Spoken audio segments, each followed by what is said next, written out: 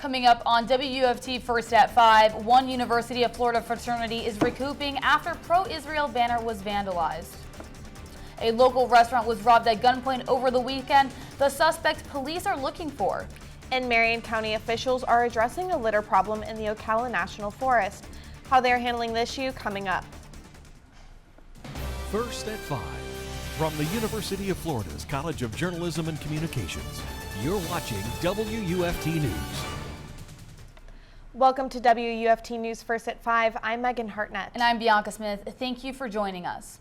We begin with what the University of Florida's police department says is an act of vandalism. A banner in support of Israel hanging from the Jewish fraternity Alpha Epsilon Pi was slashed. This comes at a time where tensions are high due to the conflict between Hamas and Israeli leaders. WUFT's Jamie Goldman is live in the studio. Jamie, UPD is taking this matter seriously. So seriously that they're beefing up patrols across campus.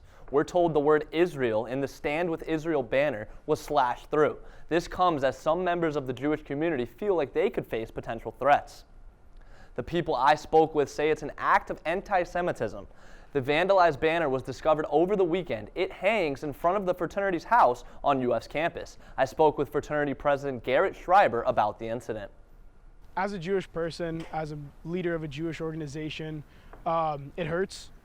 This is a message that doesn't have a political cause. It doesn't have anything stating one view or one other. It just stands in solidarity with people who have affected. The University of Florida is home to the largest Jewish student community.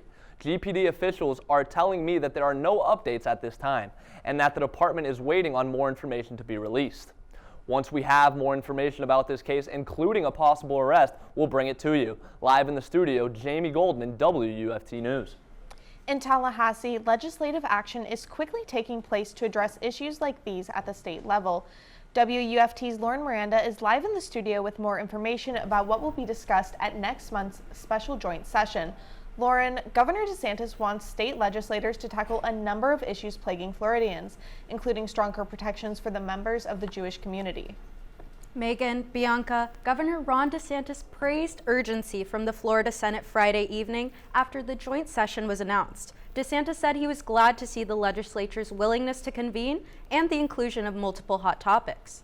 Senate President Kathleen Passidomo and Speaker of the House Paul Renner announced the session will consider legislation that expresses support for the sovereign state of Israel to defend itself and its citizens from terrorism. Lawmakers will also consider the immediate end of direct and indirect financial support to the Islamic Republic of Iran. Businesses with operations within Iran will continue to face scrutiny, and the criteria for included industry sectors will be expanded. It also includes a cause to provide financial assistance for state entities that are high risk for hate crimes to access security infrastructure.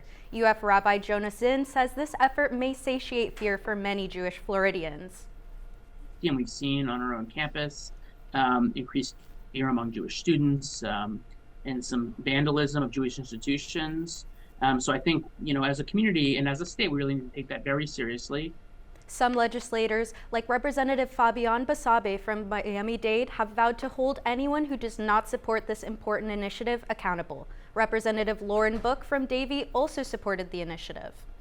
In addition to condemning the unprovoked and barbaric attacks from Hamas, the special session will open with expanded recovery efforts for Floridians still suffering from Hurricane Idalia damage. Reporting from the newsroom, Lauren Miranda, WUFT News. And as Lauren mentioned, tax relief related to Idalia damages will be discussed, including agriculture and aquaculture providers who have had to recover following other natural disasters. Floridians still looking for resources should visit floridadisaster.org for individual, household, and business recovery assistance. A local fast food restaurant was robbed at gunpoint this weekend. The armed robbery took place at the Zaxby's on Northwest 10th Avenue Saturday night. Several witnesses reported the suspect pointed a handgun at employees and customers before taking money and fleeing the restaurant. Fortunately, no one was hurt. Gainesville police is still working on identifying the suspect. The suspect was last seen wearing black pants and a black hoodie along with black and white face covering. Anybody with any information regarding the situation is urged to contact Gainesville PD or remain anonymous using the Crime Stoppers hotline. WUFT's Daniella Rudolph joins us now with the weather forecast. And Daniella, what type of weather can we expect in the upcoming days? Well, thank you, lovely ladies. You can find the full 7-day forecast in my full weather after the break. But right now, taking a look at those current conditions, temperatures at 81. We see some fair cut clouds cover right now, not going to be producing any rain for this evening. Taking a look at those temperatures across north central Florida in those low 80s, a little cooler toward Jacksonville and St. Augustine in those higher 70s. Now, we have this high pressure system making its way across the state. And what I like to think of whenever I see a high pressure system is high in the sky, that means that there's going to be no clouds, the sun is going to be out and shining, and it's not really going to be producing any weather. As you can see, we have no rain if you are headed out this evening. It's going to be a relatively warm one at 76 degrees, only getting down to 65. It's going to be a cool and quiet evening. Now, of course, coming up, those mornings are getting milder. We'll have above average temperatures for a while, and Hurricane Tammy is turning. Thanks, Daniella. Marion County officials held a press conference today to address litter around the county. The Litter Task Force has been working to change ordinances, revise penalties, and reduce litter around the county for 2 years. The task force announced they were able to bring charges against an individual and roofing company that dumped 23,000 pounds of litter in the Ocala National Forest. A company in Jacksonville was hired for a remodel and was supposed to bring the debris to the landfill. The company instead dumped the debris in the forest and is now being held accountable. If you're going to come from another county and you're going to use us to drive through and dump your trash, we're going to make sure that there's a consequence for that. The name of the company or the individual was not released during the press conference. The individual charged has to do 100 community service hours at the landfill. The company has to pay a fine and restitution for the cleanup, totaling $2,800, and they can no longer work in Marion County. The Gainesville Police Department is continuing its push to keep bicyclists and pedestrians safe. To do this, they have launched their high visibility enforcement program. GPD officials say Alachua is in the top 25 counties in Florida for traffic crashes that result in a person being badly hurt or killed. The high visibility program is aimed at educating motorists, bicyclists, and pedestrians on state laws to improve safety.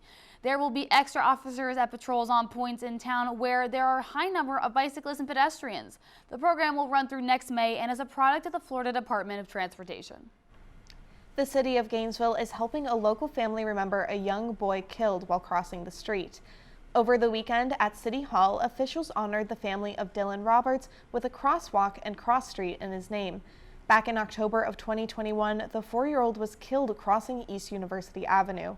Since then, Dylan's mother has become an advocate for traffic safety measures. In addition to the crosswalk, a new FDOT pedestrian hybrid beacon was installed at the scene of the accident. When we return, the Luby Bat Conservancy held its 19th annual Florida Bat Fest. Find out why experts say at the event say bats are in danger, coming up.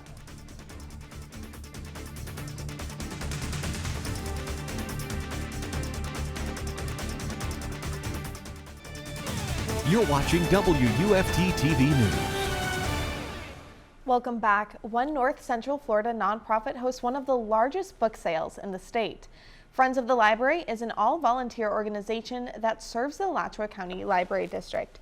It hosts book sales twice a year that feature more than 500,000 items. Everything on sale has been donated to the organization. Some of the items include books, records, and games. It's quite popular, and people, it's also known as one of the largest sales in the Southeast, and we have dealers, book dealers that come from all over, well beyond the Southeast. Profits from the sale will go towards the Alachua County Library District and community literacy projects. The sale is open from noon to 6 p.m. at the Friends of the Library comic shop. Tomorrow, all the items are half off, and on Wednesday, everything is 10 cents. And speaking of books, one Alachua County Public Schools employee made accessing school books online easier. We just had to do our best to put a positive spin on it and say, we can do this, right? We are going to make sure that state law books are in our kids' requires hands. school districts to access each book on a classroom shelf. But elementary school media specialist Patty Duvall has made her own program that makes process so much easier. In Alachua County, there are over 100,000 books in elementary schools alone. So Duvall began a 6-month-long journey to see how to code and create a program that would help speed up the process. Duvall said librarians worried that they would face legal trouble if they misinterpreted the law. But after the training, they felt much more comfortable. Duvall says that she hopes her program will be introduced to middle and high schools by the end of the month. Hundreds of bat enthusiasts came together over the weekend. People traveled from all over to attend the 19th annual Bat Fest at the Luby Bat Conservancy. Staff educated the public about the impact bats have on the environment and the economy. Large industries like mango and tequila are just some of the impacted industries. They rely on bats who are responsible for pollinating important ingredients. Luby Education Coordinator Clementine Mulvihill says that bats are in trouble and most species are in decline. About them, they haven't viewed them as important, they've just viewed them as kind of that evil demonic animal. Unfortunately, people just haven't cared a lot, and it's only been recently that people understand how good those bats are for the environment, how important they are for their ecosystems. All ticket sales from the festival go directly to Luby's bat conservation efforts. And we are past peak hurricane season, but there's something developing in the Atlantic Basin. That's right, Megan. It's Hurricane Tammy, and I heard it's potentially going to change its course. Daniella, what can you tell us about this? That's right, ladies. We do have a turn coming up a little bit later on in the week for Hurricane Tammy, who is currently sitting at a Category 1 storm. Here we can see on the infrared satellite, it's not a very well-organized storm, but it does have that turn. I'll let you know what that means for us here in Florida after the break.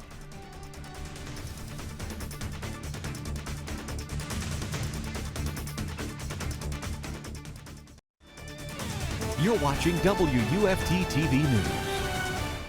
Jumping straight to that live camera, near Ocala we see these beautiful blue skies and some sprawling green. It's a lovely day near Ocala, and here in North Central Florida, temperatures at 83 degrees right now. Now, speaking of temperatures, we haven't really had much of a change here in Gainesville, but look at this big jump, up 11 degrees from the same time yesterday in Crystal River, Cedar Key. You guys are also up just a little. Now, the muggy meter, I am personally a big fan of cool weather, and this is really going to be helping when it stays in this refreshing and pleasant range. So taking a look into our work week, we're going to have it peaking around Wednesday. There we can see Muggy Fred. He's not really feeling that good on Wednesday, but going a little bit later on into the week, heading towards the weekend, those dew points are going to be dropping and those temperatures are going to be feeling much cooler. So that's the time of the week you want to obviously head out and see what is happening here around Gainesville and North Central Florida. Now, we have this hour by hour for the remainder of our evening. Those temperatures are going to start out at around 76 degrees and only dropping down to 63. And that's going to be around the time that you're going to be waking up in the morning if you're headed to campus. So those temperatures are going to be relatively the same. Again, starting out at 63. It's going to be a breezy and dry day, only peaking at 80 degrees. But as I said, those dew points are going to be refreshing, so that's going to feel a little bit cooler than your typical Florida 80. Now, looking ahead for this week, we're going to have a sunny and breezy day on Wednesday. Thursday is going to be your beautiful outdoor weather day. Again, we have that dew point dropping, so it's going to feel absolutely wonderful to be out on Thursday. And Friday, we're still going to be rain-free. What the weekend holds, I'll have that in my 7-day outlook in just a second. But if you are headed up to Jacksonville, here's your weather forecast. You can start planning now, get that gear ready, because we're taking on the Georgia Bulldogs in Jacksonville. So that temperature is going to start off around 78. It's going to be a toasty tailgate. Then we're obviously going to be bringing the heat for kickoff at 83, and then 76 for a cool celebration. Now, of course, tracking those tropics, we see Hurricane Tammy in the basin, and it is going to be making this turn a little bit later on in the week. As of right now, not really going to be impacting us here in North Central Florida. But we do see that it's going to be weakening because it's heading into this area of unfavorable conditions, meaning that those oceanic temperatures are not going to be that warm, and we're going to have some high upper level winds. Now, of course, that 7-day outlook, temperatures only peaking around 85 going into your weekend, but again, a sunny, beautiful weekend. The Gators are gearing up for their annual rivalry matchup with the Georgia Bulldogs. Stay tuned for a preview of the Florida-Georgia matchup when we come back.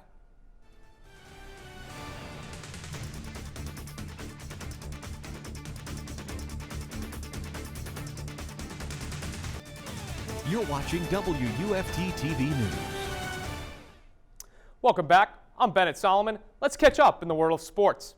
It's Georgia week for the Florida Gators football team as they prepare to travel to Jacksonville for their annual rivalry game with the Bulldogs. The Gators currently sit as 14.5-point underdogs, but a reminder that Georgia star tight end Brock Bowers will be out for the game with an ankle injury. Florida will look to defeat Georgia for the first time since 2020, but the program hasn't been very successful against the Bulldogs recently, winning just 1 out of their last 6 matchups. The Gators currently sit with a 5-2 record and are in 3rd in the SEC East. The Gators control their own destiny from here on out, and they still have a chance to make the SEC championship. Today, head coach Billy Napier returned to the podium and talked about the magnitude of this matchup. You know, this is one of those games that you, as a competitor, you look forward to being a part of. Obviously, ton of history and tradition here, you know, and I think we've worked hard to educate our players about the importance of the game, the history behind the game. And certainly we have a ton of respect for Georgia relative to the caliber of football that they've been playing. Florida and Georgia will kick off at 3:30 p.m. on Saturday in Jacksonville. Gators soccer team was on the road Sunday and were able to tie Vanderbilt 3-3. In a back-and-forth affair, the Gators led 2-1 going into the halftime break, but the Commodores took the lead in the 78th minute. Though the Gators were resilient, and just 5 minutes later, Megan Hinnenkamp equalized the score at 3 with their second goal of the game, allowing the Gators to leave with a tie. Florida now holds a 6-5-5 record and will play their final regular season game on Thursday against South Carolina at the Diz.